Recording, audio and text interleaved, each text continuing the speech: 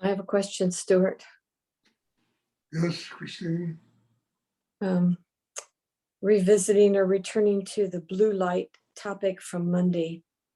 One of my first most powerful experiences of that blue light was when I was doing body work on you years ago. And my question is, besides the hand chakras, is there another particular chakra that a person could work on to access that, like the crown chakra? Can you talk about that, please?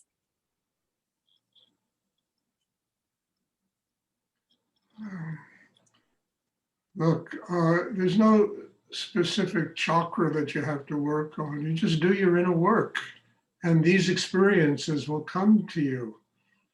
If you work and, just develop this meditation as I teach it, as you practice it, you will grow organically into that. And, look, I don't know what the blue world is. I used to hear Muktananda talk about that. I was never interested, but I did experience this whole energy of the blue light. Mm-hmm. I experienced it working with people, with AIDS, people with cancer, with all kinds of people I worked with in my life. That healing energy came and manifested as blue light.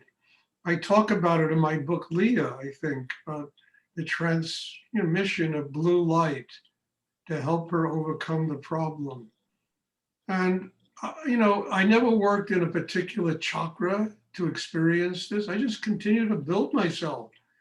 And all of these things come if you build yourself. But if you say, now I'm going to just work on my crown chakra, because that's where you're not going to go anywhere, because that's all in your head. That's like reading out of a textbook.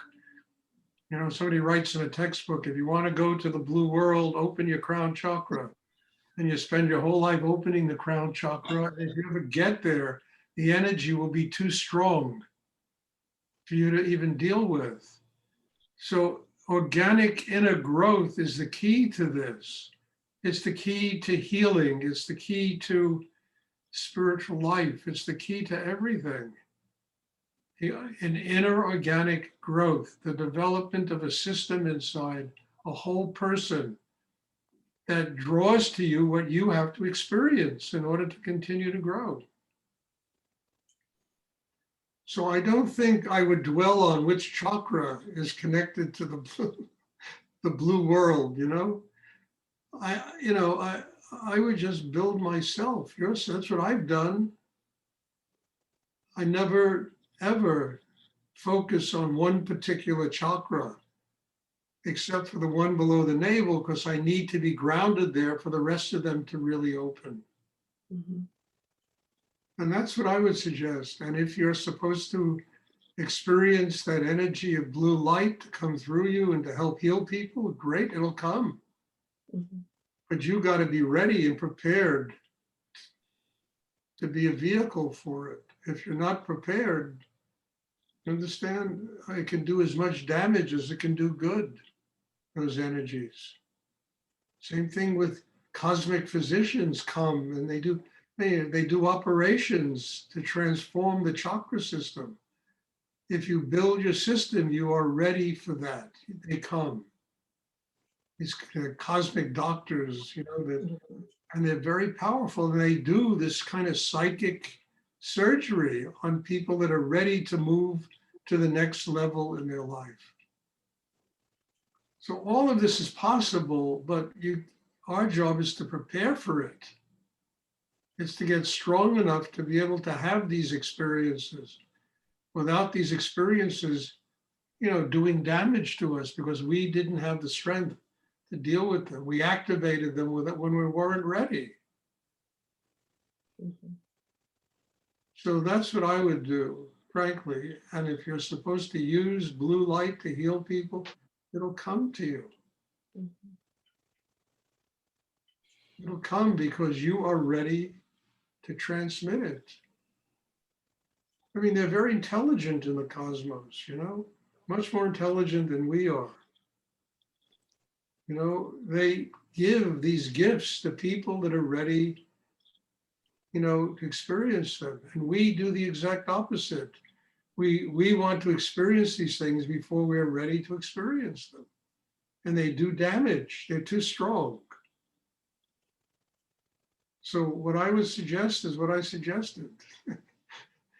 Develop the whole chakra system, build that inner life, and these things come. It's like in that movie, build it and they will come, I mean, it's true.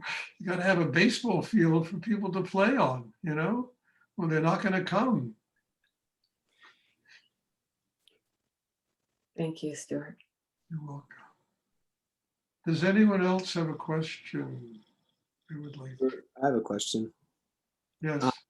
I often have a lot of sensation in the upper chest, but there's a different sense of the heart, like kind of in the solar plexus area. Could you talk about that region, if there's different centers or something?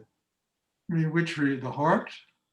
Yeah, there seems to be like two different feelings in the upper chest and down more in like the solar plexus closer to the navel.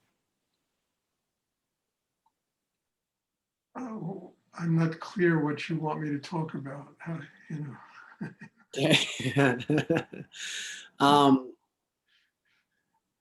Well, if there's nothing there, then there's nothing there. Well, there's a chakra in the heart that needs to be developed. And the best way to develop is what I say all the time is just through gratitude, through, this deep appreciation and need inside yourself to connect with God, to say thank you for making this possible. That will open the heart chakra. And then there's also a strong energy, in the chakra below the navel, which connects with the solar plexus. And if you truly open and develop that chakra below the navel, it irradiates right into the solar plexus. And the solar plexus is a really powerful place. And you will build a system inside that will enable you, that energy to just, it's like you drop a pebble in the water and it just floats out and it connects with the solar plexus and enables the heart to open. So all of these areas are very valuable, but again, it's developing a system inside that is capable of dropping that pebble into the water. So that energy below the navel, just radiates out. And it connects us with the solar plexus. It acts as a foundation for the heart chakra to open. And then, when we feel that gratitude and that deep need in the heart, we have the inner strength, to sustain that openness. All of it works together, Rudy always called this meditation like playing a one-man band. You got to be able to play all the instruments consciously. So, yeah, they're all connected. The heart, third chakra, the solar plexus, it's all connected. And they're all powerful areas inside a human being. But if you don't open the heart, if you don't get centered below the navel, none of it works. And the answers are so simple. Bring your attention below the navel, feel gratitude in your heart, and then allow these higher forces to come down and work on you to help you build these systems inside yourself. I mean, the answers are very simple. Doing it, I know, is not easy. It took me years to learn how to do all this stuff.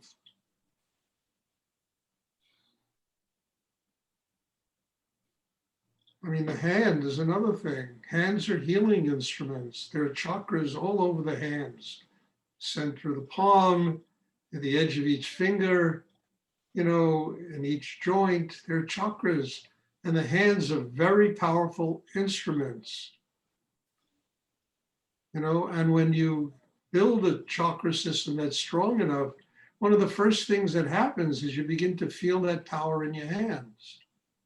The hands, instead of sitting like this, the hands will open and receive energy right out of the cosmos. I mean, the whole body is like this. There are chakras and meridians all over the body. You know, and when we open, I mean, look, I used to have an acupuncturist, very good, you know, and first time I went to him, and I knew this guy was good because the first thing he ever did to me is he put a needle right in the crown chakra. And the second needle was right here, and the third one was right in the heart center. You know, and it opened up the crown, the third eye, the heart, and energy began to expand into all the meridians in my body. And the body began to pulsate with that energy. And this, our meditation is the same thing. You open below the navel, you open the heart, you open the throat, you know, you open, quiet the mind and open, and that energy doesn't just stay there, it radiates throughout the entire body and it expands beyond the body. There's no limit to the expansion of that kind of consciousness. But again, I keep getting back to a very important point that in order to experience this stuff and to allow this stuff to really work on us and give us a spiritual life, it needs our help. We have to build a system inside that enables these energies to work on us. Otherwise, these energies are very powerful, and if we're not ready, it could really do damage if we try to tap that, you know, when we're not ready for it. But when you start getting ready by building the kind of inner life I'm talking about, you know, cosmic physicians come, you know, they all come, the blue light, everything comes, you know, healing comes, mudra comes, you know, psychic ability comes, the ability to look at a human being and you can see their past lives, you can see their future lives if they continue going the way they're going. All of this comes, the gifts of the universe. It comes to us, but we need to be prepared for it. Otherwise, it's just bullshit, you know? It's energy that's too strong for people to deal with.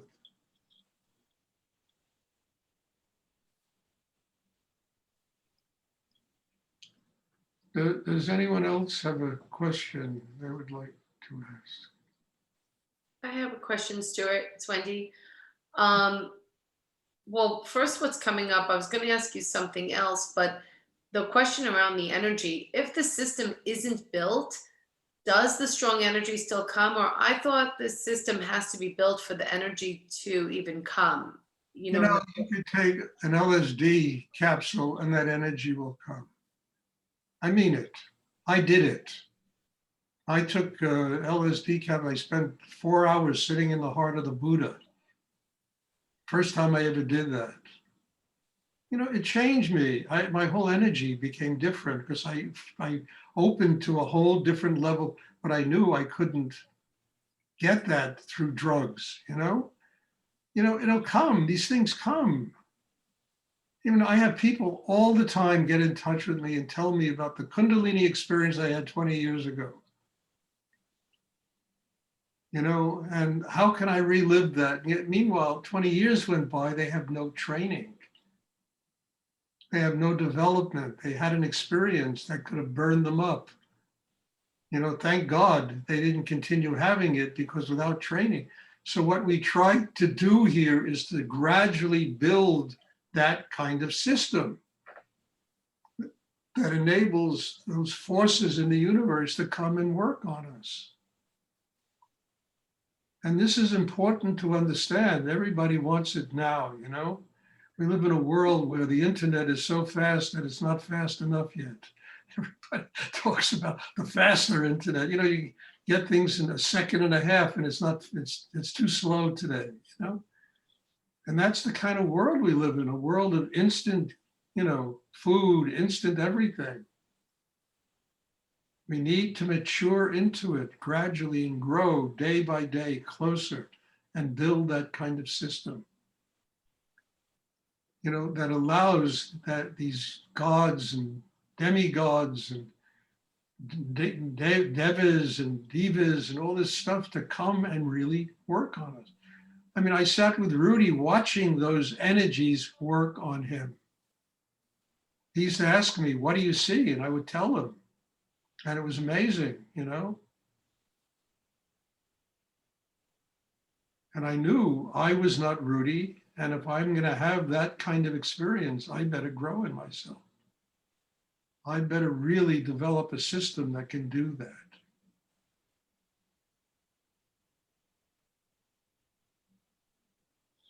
Thank you, Stuart. That was helpful. My original question was actually, I was going to ask you if you can speak on confronting death and illness, because I'm reading Leah now, and I'm just a little bit in, and it's an amazing book so far.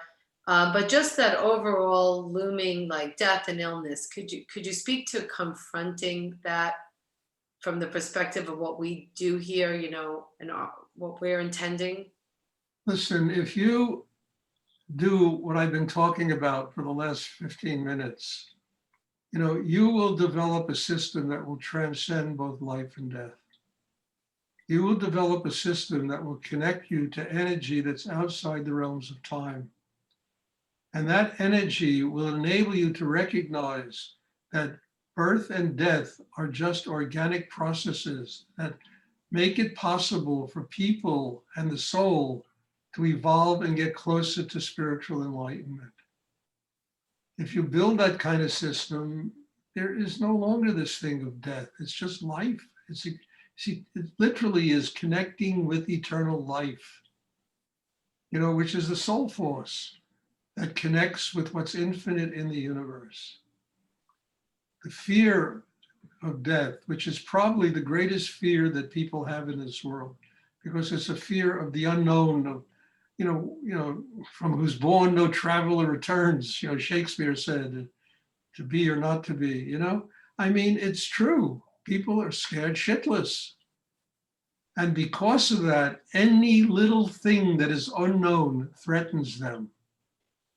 Any little thing that they can't conceptualize and put into that little box they live in threatens them.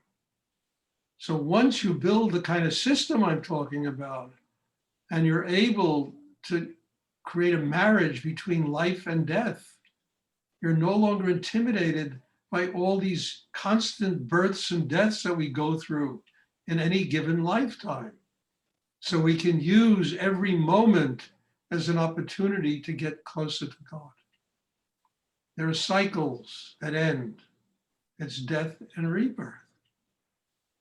And we as human beings have to overcome that inner fear of the unknown.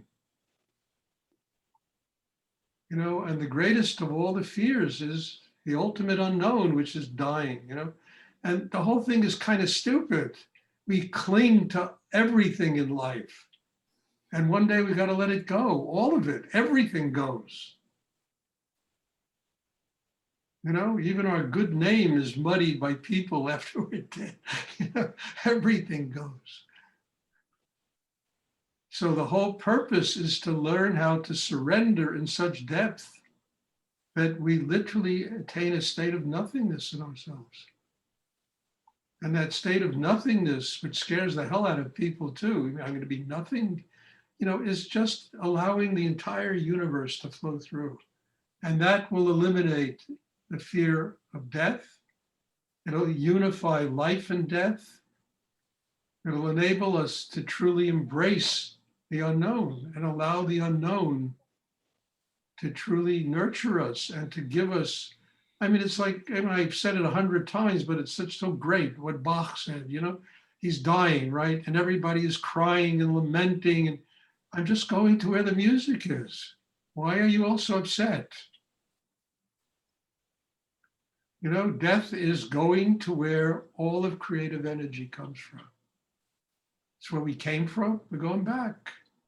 And if we need to get back to the earth to continue this karma, you understand, we take a vacation and they prepare it, the universe prepares us to come back here in a different body, a different form, but you know. So I think this is an important element in our work, because without this strength to overcome the fear of the unknown, person spends their life being crippled, emotionally, mentally, in every way. And once you build the kind of system I'm talking about, most of your emotional problems are going to disappear. Your mental problems are going to disappear, because almost all of it is based upon the fear of the unknown that we transcribe into the fear of relationships, the fear of money, success, or this, that, the other, all these fears that we have. But ultimately, it comes down to a simple thing. We are really afraid of the unknown. And that is kind of ridiculous, because all of creative energy comes from the unknown. What people know is about 5% of what exists in the universe. And this is also a gift that is given to us if we do deep inner work. It's the same thing as mudra, as blue light. It's just a gift that comes.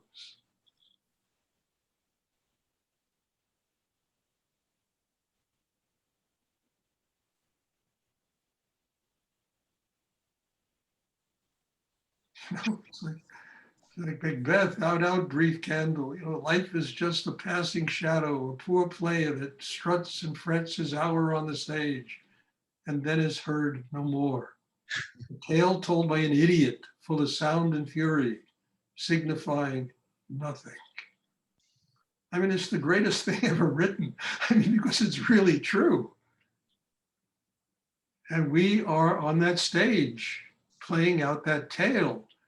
And we remain a bunch of idiots until finally our system can embrace the unknown, embrace life, embrace death, transcend all of that fear.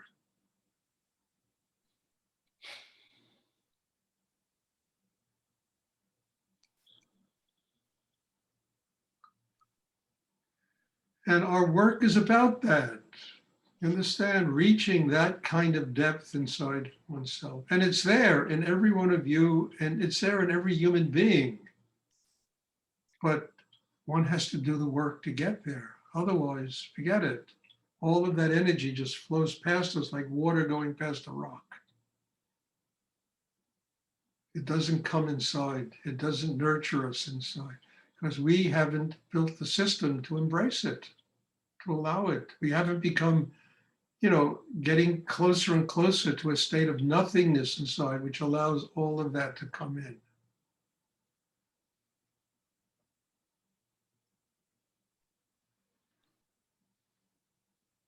I hope that's clear. I don't know. This is pretty profound stuff. I'm even shocked. When I hear the stuff that's coming out of my mouth lately, I'm like, oh my God. It's kind of unbelievable. But it's wonderful, and I'm grateful. I'd rather have this come than, kind of nonsense that people talk about. Does anyone else have a question they would like? So, Stuart, Yes. so basically what you're saying is that by building the system, we dissolve the ego and the fear, and we create a space in our vessel or body to receive all this Shakti and energy, to allow it to permeate Yes, our being.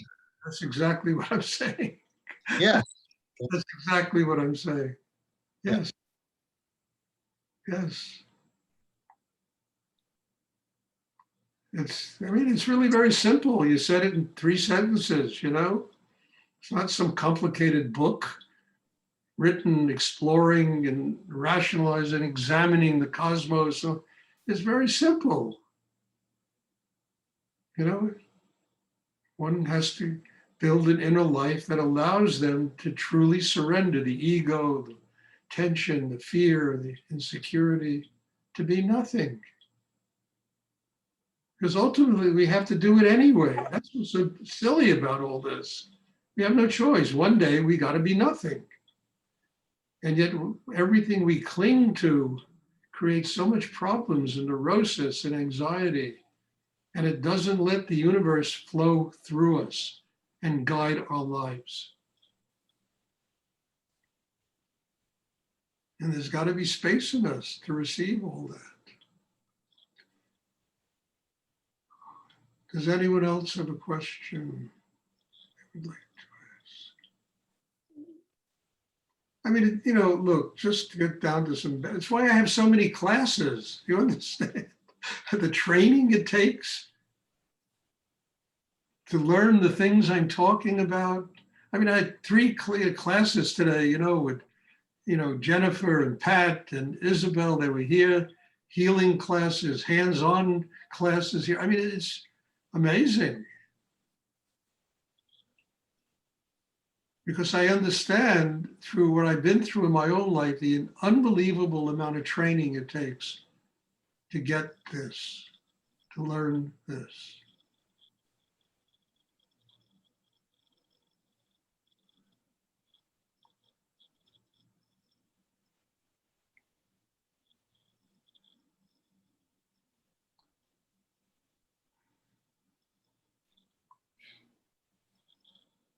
Does anyone else have a question they would like? And nothing about this is fanatical. You know, these classes last an hour, hour and a quarter. You know, I mean, it's not like this, you got to sit there and meditate 24 hours a day. It's getting the training, learning how to do it.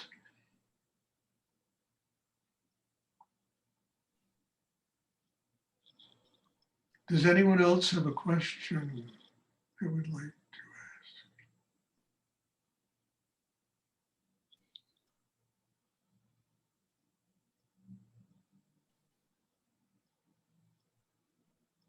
And next, just to finish up, on the 6th, I'm going to go to Mexico. And I'm really going to look for a place that's possible to live there. You know, because I want a place that's big enough and nice enough that, you know, people can come and we can have a, you know, not an ashram, but a place to do meditation, and a place that's also kind of affordable, because nothing in this country is affordable anymore. You know, it's ridiculous what goes on here. So I'm going to go and look and see if I can find something, and I hope I do, you know. And I'll, you know, we'll still do these, you know, classes, but I'll tell you something, these in-person classes are unbelievable. They're really powerful. You know, really strong classes. Does anyone else have a question they would like to